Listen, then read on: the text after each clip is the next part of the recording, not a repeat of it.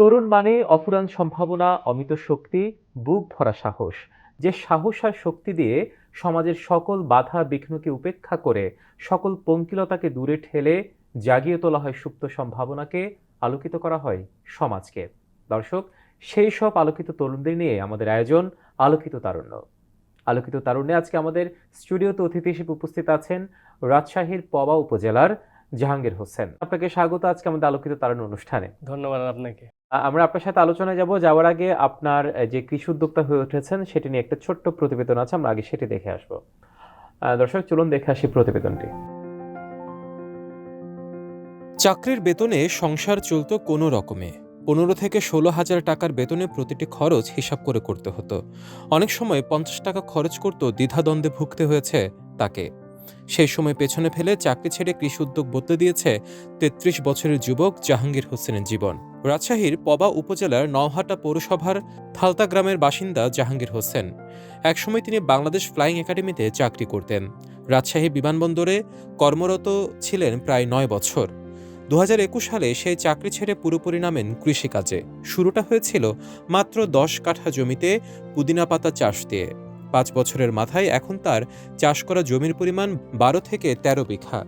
এসব জমিতে চাষ করছেন বিটরুট, পুদিনা পাতা, লেটুস, আইস লেটুস, থাই পাতা, cherry tomato, red cabbage, capsicum ও বালচিং অনিয়ন। জাহাঙ্গীর চাকরি ছেড়ে প্রচলিত ফসল চাষের পথে হাঁটেননি। তিনি বেছে নিয়েছেন চাইনিজ বিভিন্ন সবজি। জাহাঙ্গীর হোসেনের মতে, ধান গম কেজিতে দাম বাড়ে না, কিন্তু সবজিতে কেজিতে দাম বাড়ে। তাই সেই চিন্তা থেকে ভিন্ন পথে হেঁটেছেন তিনি। সব ফসল একসঙ্গে চাষ না করে ধাপে ধাপে চাষ করে ফলন বাজার আনেন জাহাঙ্গীর। আগাম চাষ করা কয়েক বিঘার বিটরুট ইতিমধ্যে তুলে বিক্রি করেছেন।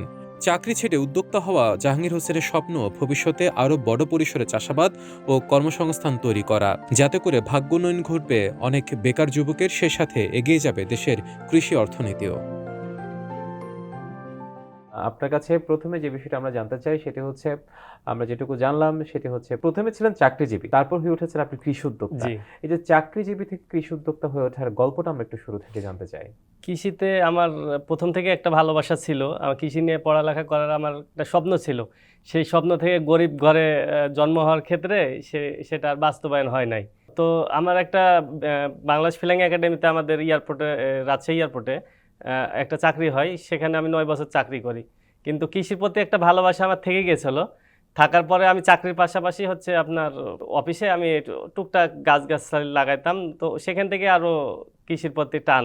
আপনি বলছিলেন যে গরিব ঘরে জন্ম, আমরা সেটা যদি একটু অন্যভাবে বলি যে আসলে আর্থিক সচ্ছলতা জি, ছিল না আর কি, সেই জায়গা থেকে যদি বলি আপনার পড়াশোনার জীবনটা কতটুকু পর্যন্ত ছিল? পড়াশোনা আমি 2012 সালে এসএসসি পরীক্ষা দেই, 14 সালে এসএসসি দেই। পরে আপনার হচ্ছে একটা সরকারি কলেজে আমি বিএ পরীক্ষা, মানে বিএ পাস করতে পারি না, একটা সাবজেক্ট আমার ইমপ্রুভ আসার ক্ষেত্রে আমি আর পড়াশোনা করি নাই। চাকরির পাশাপাশি আমি পড়াশোনা চালিয়ে যেতাম। আচ্ছা, মানে চাকরি করতেন পাশাপাশি পাশাপাশি পড়াশোনা মানে করতাম। পড়াশোনার সময় আপনাকে চাকরিতে জয়েন করতে হয়, জি, জি, কারণ হচ্ছে মানে আর্থিক সচ্ছলতার কারণে জি, পরিবারকে সার্ভাইভ করতে হতো জি। আপনার, এই কারণে। ঠিক আছে, কিন্তু সেই চাকরি জীবনটা কতদিন ছিল আপনার? চাকরি জীবন ছিল, আমি গ্যালাক্সি ফ্লাইং একাডেমিতে ছিলাম 4 বছর। গ্যালাক্সি থেকে বের হলাম, হওয়ার পরে 13 সালে বাংলাদেশ ফ্লাইং একাডেমিতে জয়েন করি। জয়েন করার পরে 13 থেকে আপনার 21 পর্যন্ত আমি বাংলাদেশ ফ্লাইং একাডেমিতে জুনিয়র মেকানিক হিসেবে চাকরি করতাম। কিন্তু সেখান থেকে কেন বা আপনার ভাগ্য পরিবর্তন করে আপনি কৃষি উদ্যোক্তাতে আমি চেষ্টা করছি নিজে থেকে যে আমাকে নিজে কিছু করতে হবে। আমি তো বাংলাদেশ ফ্লাইং একাডেমিতে আপনার ওইটা পরাধীন। তো আমার একটা কৃষির প্রতি একটা ভালোবাসা ছিল। সে ভালোবাসা থেকে আমার নিজে থেকে কিছু করার ইচ্ছা ছিল। তারপরে আস্তে আস্তে আপনার আমার এই উদ্যোক্তার পিছনে আসা। সেখানে আপনার পুদিনা পাতা দিয়ে আমার শুরু। তো পুদিনা পাতা থেকে এখন আমার 13টা আইটেম।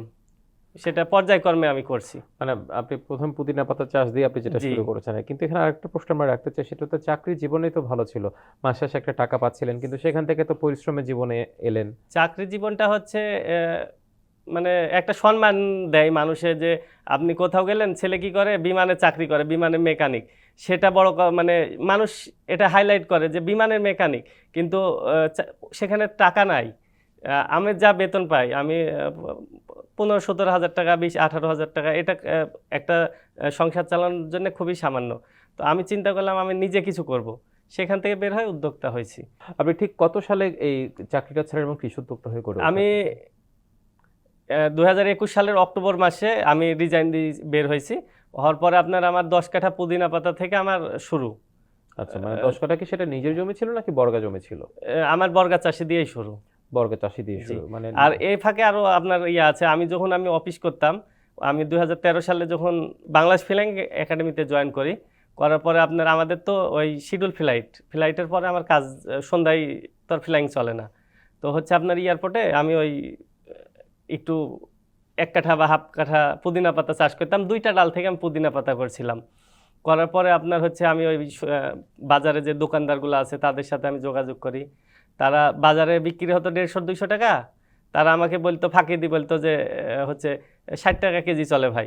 কিন্তু ওই যে চাকরির পাশাপাশি যে একটা বেশি আয় করার যে একটা পরিকল্পনা আমার মাথায়, কিন্তু সেটা কাজ করতো। পরে আমি আপনার সন্ধ্যায় বের হতাম আপনার আমার এয়ারপোর্ট থেকে রাজশাহী শহর 12 কিলোমিটার দূরে, মানে যে মার্কেটটা সবজি মার্কেট 12 কিলোমিটার দূরে।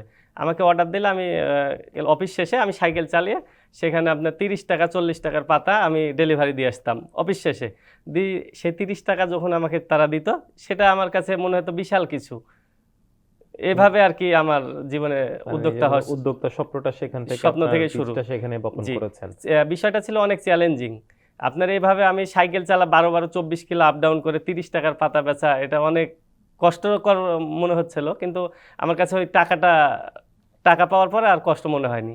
মানে ইচ্ছা যেহেতু আছে, নেশা যেহেতু হয়েছে, সো আপনি নিজেকে গড়ার যেহেতু চিন্তা আছে, সো এই 12-24 কিলোমিটার সেটা ওই আপনার ইচ্ছার তুলনায় অনেকটা নসি বলা যায়, মানে অনেক, মানে খুব একটা বড় কিছু নয়।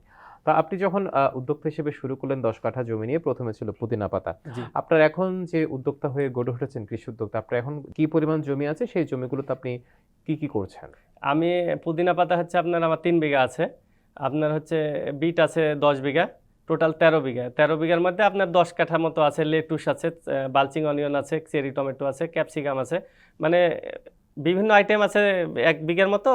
আর 10 বিঘা আছে বিট, আর আপনার 3 বিঘা আছে পুদিনা পাতা।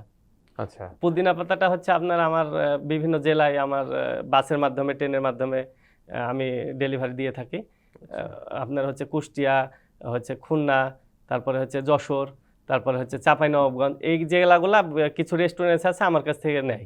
মানে পার্মানেন্ট আপনার কিছু ক্লায়েন্ট আছে যারা আপনার থেকে এগুলো সংগ্রহ করে। আমার বাজারের পাতার চেয়ে আমার পাতাটা একটু মানে ভালো, তারা বুরহানি করতে আমার পাতাটা আগ্রহ, কালার আসে ভালো, এর জন্য তারা আমাকে নক করে। কিন্তু আপনি যেগুলো বললেন যে চেরি টমেটোর কথা বললেন, আর একটা যেটা বললেন আদার কথা বললেন, বা এগুলো তো আমাদের প্রচলিত সবজির মধ্যে পড়ে না।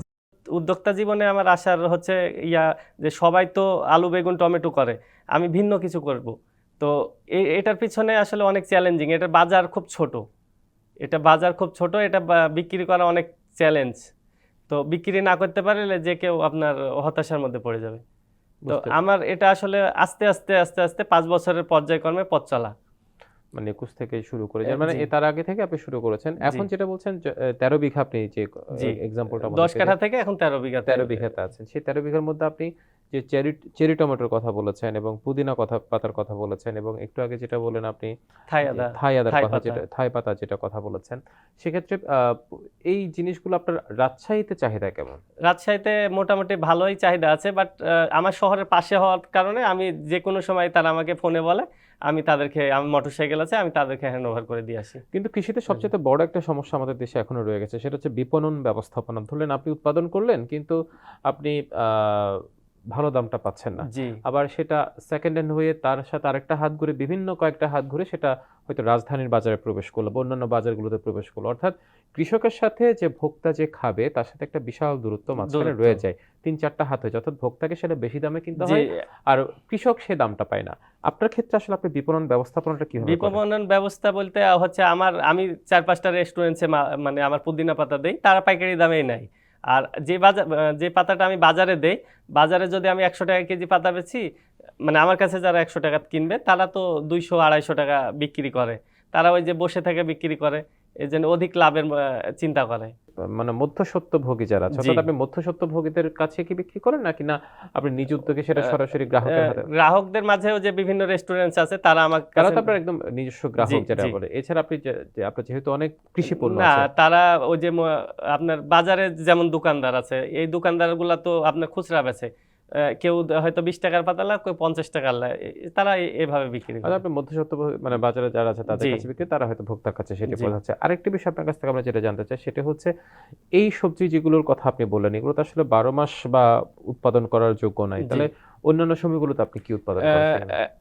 গত বছর আমরা যেমন আমি বিট ছিল, আমার বিট অনেক আপনার পচে গেছিল, আলুর কোলেস্টেরল রাখছিলাম।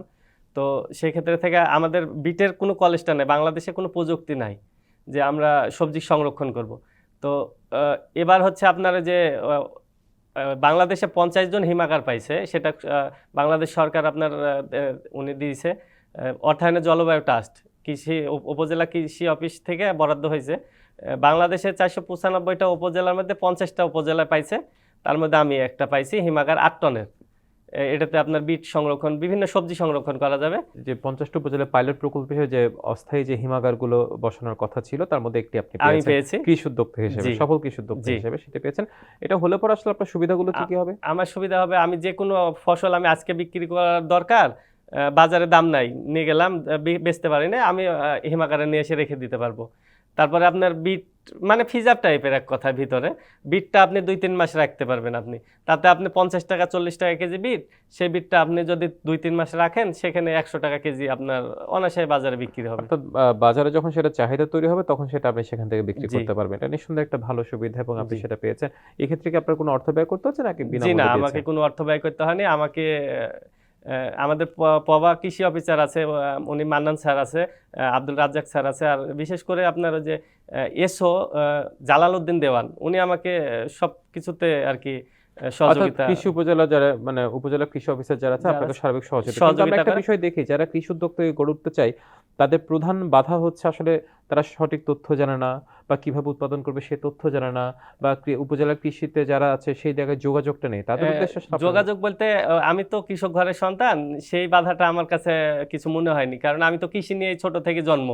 কৃষি মানে সবকিছু নাড়াচাড়া করতে করতে আমি গরু পালি, হাঁস মুরগি, মানে সব কিছুই আছে আমার বাসায়।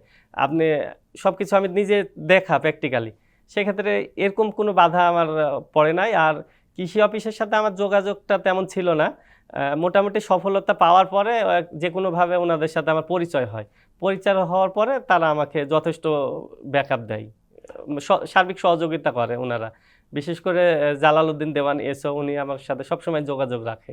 কৃষি ক্ষেত্রে আমাদের দেশে যেটা হচ্ছে প্রথম যে সার সংকট আছে, কীটনাশকের বালাইনাশক যেগুলো আছে সেগুলোর একটা অপ্রতুলতা আছে বা অতিরিক্ত বালাইনাশক হয়ে যায় কিনা, সেগুলোর যে অর্গানিক যে বিষয়টা সেটা মেনটেন হয় কিনা। অর্গানিক হচ্ছে এটা আমরা অর্গানিক তো এই যে কেঁচো কম্পোস্ট যেটা আমরা আমার ফসলে বিটটা খালি একটু স্বাদ দিয়ে আমরা তৈরি করি, আর কেঁচো কম্পোস্ট পুদিনা পাতা আমারটা কেঁচো কম্পোস্ট দিয়েই তৈরি করি, এই কারণে আমার কালারটা একটু ভালো হয়। আমার নিজের কেঁচো কম্পোস্ট খামার আছে। আপনি নিজে হ্যাঁ জি, এবং এটা অর্থায়নে আপনার কৃষি অফিসই তারা আমাকে বরাদ্দ দিয়েছে। আচ্ছা, এটা কিভাবে করেন আপনারা? এটা আপনার হচ্ছে ওই গরুর গোবর ওই হাউজে দিলে, দেওয়ার পরে আপনার ওই যে ওখানে কেঁচো দেওয়া থাকে, কেঁচোতে ওইটা খাওয়ার পরে আপনার ওই যে চাপাতি, আপনার ঝরঝরে চাপাতির মতো ঝরঝরে ইয়া হয় যায়, তখন ওটা তুলে খেতে সেটা আপনারা নিজস্ব প্রযুক্তিতে উদ্ভাবিত সেই সারটাই আপনারা ব্যবহার করি। ব্যবহার করছেন, অর্থাৎ জি। এখানে অন্য বাড়তি কোনো কীটনাশক ব্যবহার করছেন কি? বাড়তি তেমন কোনো কীটনাশক আমরা ব্যবহার করি না। আর যেটা আপনি বললেন সারের যে একটু গোলমাল চলছে, সারের গোলমালটা ছাড়া হচ্ছে আমাদের রাজশাহীতে আলু বেশি হয়। আলু হওয়ার কারণে কিছু আপনার যে ব্যবসায়ী আছে তারা সিন্ডিকেট করার চেষ্টা করে, সেক্ষেত্রে থেকে একটু ক্রাইসিসটা দেখা দেয়। কিন্তু আমরা জানি আজ রাজশাহী তো আমের না, রাজধানী। আমের তো রাজধানী আছে, এখন আপনার যে রংপুরের পাশাপাশি রাজশাহী তানোর উপজেলাতে আলু ভালো, অনেক আলু উৎপাদন হয়। কিন্তু সেই জায়গায় সবজিতে সফলতা পাওয়া এটা আসলে মানে খুব টাফ। আমি অনেক খুশি, আমি এই যে কৃষি আমি চাই যে আমাকে কষ্ট করতে হবে, কষ্টের কোনো বিকল্প নাই। আমি যদি ঘরে বসে থাকি বা চায়ের দোকানে বসে থাকি, আমাকে কেউ 5 টাকা নিয়ে এসে দেবে না। তো আমার সফলতার পিছনে আমার কষ্ট করতে হবে। কষ্ট যদি আপনি না করেন সেই ক্ষেত্রে আপনার কোনো উপকার হবে না।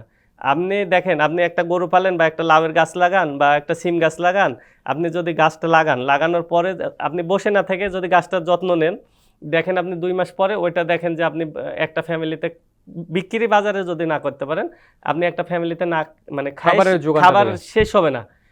আপনি বাজারের চাহিদা তো যদি না যান আপনি, কিন্তু আমরা তা করি না, চায়ের দোকানে বসে আলোচনা করি, ও দৌড়ে বেড়াচ্ছে, ও এই করছে, ও এত কাজ করে কেন, এইগুলো আমাদের যুব সমাজে অনেকেই গ্রামে তো আসলে বুঝেনি, গ্রামের মানুষ আলোচনা করে। অর্থাৎ গসিপ না করে কৃষি কাজ করুক, অন্তত জি নিজের ভাগ্য উন্নয়ন করুক, জি এটা হচ্ছে। যে কেউ করতে পারে, বাট এটা ইচ্ছা শক্তি থাকতে হবে যে আমি ও করছে আমি কেন পারবো না।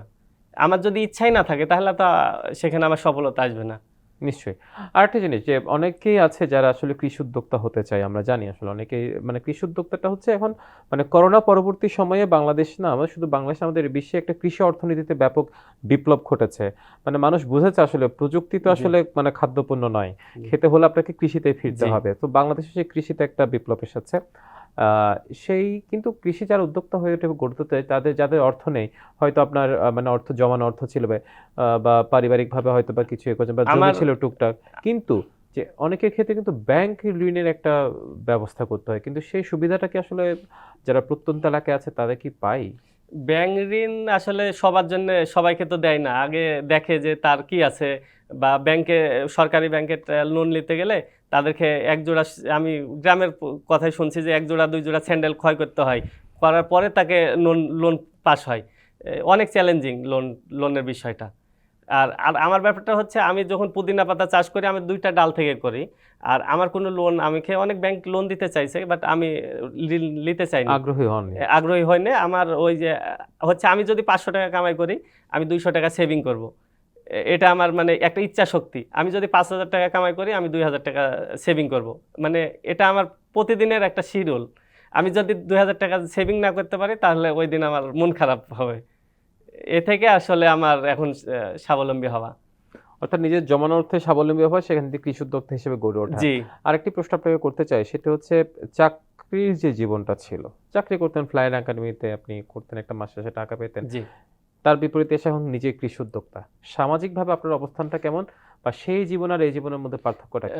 সামাজিক জীবন আপনার হচ্ছে বাংলাদেশ ফিল্যাং একাডেমিতে অনেকেই যেমন গ্রামে বলে ছেলে কি করে বিমানের মেকানিক, কিন্তু আসলে তো সেখানে টাকা নাই। আমাকে তো বিপরীত কিছু চিন্তা করে আমি কিন্তু কৃষির পিছনে আসছি।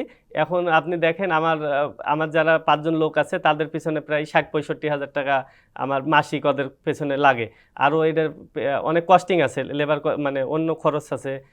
সেক্ষেত্রে থেকে আমার ওদের খরচ বাদ দিই তো আমি স্বাবলম্বী ভালো মতো চলতে পারছি। আর আমি ছিলাম একটা পরাধীন, 15-17 হাজার 20 হাজার টাকা বেতন আহামরি কিছু না। আর আমি 60-70 হাজার টাকা বেতন দিচ্ছি মানুষকে, এটা আমার কাছে একটা ভালো লাগা। অন্যের একটা জি কর্মসংস্থানের সুযোগ করতে পেরেছেন জি সবকিছু মিলিয়ে। এখন যে আপনার কৃষি পাবা উপজেলায় যে আপনার কৃষি খামারটা আছে বা সবজি খামারটা আছে, জি সবজি ক্ষেত যেটি আছে, সেটির বিস্তৃতি আপনি যেটা বলছেন 13 বিঘা, সেটি নিয়ে আপনার আসলে ভবিষ্যৎ পরিকল্পনা কি? এটাকে আমি আপনি তো আর কত বিস্তৃত করতে চান? আমি কিন্তু দেখেন আমি একটা ছিলাম পরাধীন, আমি 15-16 হাজার টাকা বেতনে কাজ করতাম, অথচ আমি এখন 5 জনকে কাজ দিয়েছি। আরও যাতে আমি 10 জনকে কাজে লাগাতে পারি সেরকম আমার ইচ্ছা আছে। নিশ্চয়ই। আমরাও চাই আপনাকে দেখে অনেকে শিখুক যে আসলে মানে পরাধীন না থেকে উদ্যোক্তা হয়ে জি গড়ে ওঠে নিজের ভাগ্যকে কিভাবে পরিবর্তন করা যায়। আরেকটি বিষয় যেটা আমরা জানতে চাই সেটা হচ্ছে, এই যে আমরা জানি যে প্রত্যেক তো এত সহজ না উদ্যোক্তা হয়ে ওঠা। পদে, পদে বাধা থাকে, ইচ্ছা জি শক্তি থাকতে হয়। সবচাইতে বড় কথা হচ্ছে লক্ষ্যে পৌঁছানোর যে মানসিক শক্তি সেটি জি থাকতে হয়। মানে যেটা অর্থের চেয়েও বড় জি যে শক্তি, মানসিক শক্তি যেটা আমরা বলি। এমন কি কখনো সময় এসেছে যে মনে হয়েছে যে আমার এখানে থেমে যেতে হবে, এখান থেকে পিছু হটতে হবে? এরকম আমার কাছে মনে হয়নি, কারণ হচ্ছে আমি আপনার 12 কিলো 24 কিলো আপ ডাউন করে আমি 30 টাকার পুদিনা পাতা আমি ডেলিভারি দিয়ে এসেছি। তাতে অনেকেই হাসাহাসি করে যে কয় টাকা লাগে ও এত দূরে যেতে হবে, অনেকেই হাসাহাসি করেছে এক সময়। কিন্তু আমার কাছে এরকম কিছু মনে হয়নি। আমার কাছে একটা আগ্রহ যে আমি তাকে আমাকে জবান দেওয়া আছে, মালটা তাকে আমাকে ডেলিভারি দিতে হবে। কারণ ও 30 টাকার পাতা নিচ্ছে, 1 মাস পরে ও 500 টাকার পাতা নিতে পারে, আমি তাকে ছোট করে দেখতে পারবো না। এই লক্ষ্য নিয়ে কাজ করতে করতে করতে 5 বছরের পথ চালাতে আমার এত দূরে আসা। অর্থাৎ কখনো হতাশ হননি? না, আমি হতাশ মানে হইনি। দ্বিগুণ উদ্যমে এগিয়ে গেছেন। জি মানে স্বাভাবিক যে ছেলে 24 কিলোমিটার পথ পাড়ি দিয়ে যদি 30 টাকার জন্য নিজেকে মানে নিজের যে ডেডিকেশন, নিজের যে ইচ্ছাশক্তি আছে সেটি প্রকাশ করতে পারে, সে নিশ্চয়ই এত সহজে হার মানা লোক না। আমাদের প্রত্যাশা থাকবে আপনি আরো অনেক দূরে যান। কিন্তু যারা তরুণ উদ্যোক্তা হতে চায়, যারা কৃষিতে আসতে চায়, যারা মনে করেন আ মানে শিক্ষাগত যোগ্যতা নিয়েও হতাশ হয়ে যায় অনেক সময়, তাদের জন্য আসলে আপনার কি পরামর্শ থাকে? আসলে উদ্যোক্তা হতে গেলে আপনি কষ্ট করতে হবে, কষ্টের কোনো বিকল্প নাই। আমাদের যারা উদ্যোক্তা হবে তারা অনেকেই হতাশা হয়, আবার অনেকেই হতাশা না মানে হয় না। কারণ হচ্ছে তারা দেখেন এখন মোবাইলে সময় পার করবে, দোকানে বসে চায়ের দোকানে আড্ডা দেবে, করছি, করব, পরবর্তীতে করব, আগামী মাসে করব, এরকম করলে তো হবে না। চেষ্টা করতে হবে, নিজের ইচ্ছা শক্তি থাকতে হবে। আমি আজকে পারলে আমি কালকে করব না। আমি মানে আমি নিজে কিছু করে দেখাতে হবে আমাকে। আমি আল্লাহর দোষ দিয়ে তো লাভ নাই। আল্লাহ বলছে তুমি চেষ্টা করো, আমি দিব। আমি যদি না করি তাহলে আল্লাহ তো আমাকে দিবে না। না, তা তো অবশ্যই। তিনি নিশ্চয়ই যারা পরিশ্রম করে তাদের পক্ষে তিনি জি। থাকবেন এবং তাকে এগিয়ে নেবেন। আরেকটি বিষয় হচ্ছে যে আমরা জানি প্রত্যেকটা সফলতার পেছনে একজন না একজনের কারো না কারো অবদান থাকে। সৃষ্টিকর্তার পর হয়তোবা আপনার বাবা-মা, জি। হয়তোবা স্ত্রী বা বোন বা স্বজন যারা থাকে। আপনার জীবনে কার অবদান সবচেয়ে বেশি মনে হয়? আমার জীবনে আমার ব্যবসার পিছনে আসার ইয়াতে আমি চাকরি ছাড়ার পরে আমার শ্বশুরবাড়ি থেকে বলছিল যে চাকরি কেন চাকরি ছাড়তে হবে। আমি বিয়ে করার 1 বছর পরে আমি চাকরি ছাড়ি। তারা তো আমাকে বিয়ে দিয়েছে চাকরি দেখে। কিন্তু আসলে আমি কোনো বাধা না মেনে আহ, আমি কারো কোনো কথা শুনি নাই। আমি রিজাইন দিয়ে বের হই, আমি ব্যবসাতে হয়েছি, ব্যবসার মধ্যে ঢুকছি। ঢোকার পরে আমার মা আমাকে যথেষ্ট হেল্প করছে। অর্থাৎ নেপথ্য শক্তি হচ্ছে আপনার মা। জি। পৃথিবীতে যাকে আমরা সাক্ষাৎ সৃষ্টিকর্তা বলি, তিনি হচ্ছেন আপনার নেপথ্য শক্তি এবং আমার তিনি মা আমাকে যথেষ্ট অনেক ব্যাকআপ দেয়। এখনো। হ্যাঁ, এখনো অনেক ব্যাকআপ দেয় এবং 5 জন আমার মানে দেখাশোনা করে। সবকিছু মূলত আমি তো ধরেন বাইরে থাকি বেশি। দেখাশোনা টুকটাক আমার মা এটা ওটা বললে করে টুকটাক সবকিছু। এই যে আপনি বললেন যে আপনার বিয়েটা হয়েছিল আসলে আপনার মানে ফ্লাইং একাডেমিতে আপনি মেকানিক দেখে। জি, এখন তো আপনি কৃষি উদ্যোক্তা। জি। মানে তখনকার পরিচয়ের মধ্যে এই পরিচয়ের মধ্যে তারা কি এখন কোনো পার্থক্য খুঁজে পায়? তারা তো আমার শাশুড়ি তো অনেক খুশি যে জামাই তো এত তাড়াতাড়ি 5 বছরের মধ্যে এত টাকা কিভাবে সম্ভব। অনেকেই বলে যে ও খারাপ কিছু করে, 2 নম্বর কিছু করে। তো আসলে গ্রামের মানুষ বলে যে ওর কোনো অবৈধ ব্যবসা আছে। কিন্তু এখন পর্যন্ত আমি তো জানি আমার 1 টাকা মানে ঘাম ঝরানো টাকা আমার। আমার 1 টাকা আগুনে দিলেও পুড়বে না। তো অনেকেই বলে এই কথা যে ও কোনো ব্যাকআপ আছে। তো আমার সব কষ্টের টাকা হচ্ছে আমার শাশুড়ি খুব খুশি যে এত কম সময়ে আমি এত টাকা এত ব্যবসার উন্নতি করছি এবং জায়গা কিনছি, আমি প্রায় 2টা প্লট কিনছি।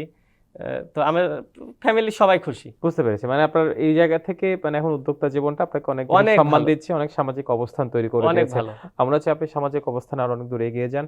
আপনি আপনার এই উদ্যোক্তা জীবনটাকে কত দূর এগিয়ে নিয়ে যেতে চান? যতদিন বেঁচে থাকবো আমি আমার সাধ্যমতো চেষ্টা করব যাতে আমি আমার কর্ম দিয়ে 2-5 জন 10 জন পরিবার যাতে চালাতে পারি। কারণ তারা তো আমার পুরো নির্ভরশীল। এখন যাদেরকে আমি কাজ দিয়েছি তারা আমার কাজ করার পরে তো আমি মানে বেতনটা দিচ্ছি। তাতে আমি এখন 5 জন খাটাচ্ছি, আরো 10 জন যাতে আমি নিতে পারি, এভাবে বড় পরিসরে করতে পারি এবং যতদিন বেঁচে থাকবো আমি চেষ্টা করব উদ্যোক্তা হয়ে বেঁচে থাকার। নিশ্চয়ই আমরাও চাই আপনার যে লালিত স্বপ্ন সেটা আরো অনেক দূর এগিয়ে যাক, পরিস্ফুটিত হোক। আপনার ইচ্ছার বাস্তবায়ন সেটি মাঠের মাধ্যমে হোক এবং আরো অনেকের কর্মসংস্থান হোক। উদ্যোক্তা হিসেবে আপনি বাংলাদেশের অনেকের মাঝে আলোকিত হয়ে উঠুন।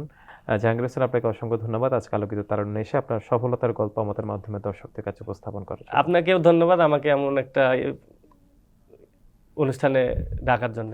দর্শক, এ পৃথিবী অবাক তাকিয়ে রয়, জ্বলে পুড়ে মরে ছারখার, তবু মাথা নোয়াবার নয়। জাহাঙ্গীর হোসেনদের মতো এমন মাথা না নোয়ানো তরুণদের হাত ধরেই তাদের দেখানো পথেই এগিয়ে যাবে দেশ, এগিয়ে যাবে আমাদের সমাজ ব্যবস্থা। সবাইকে ধন্যবাদ এতক্ষণ সাথে থাকার জন্য। শুভেচ্ছা সবাইকে।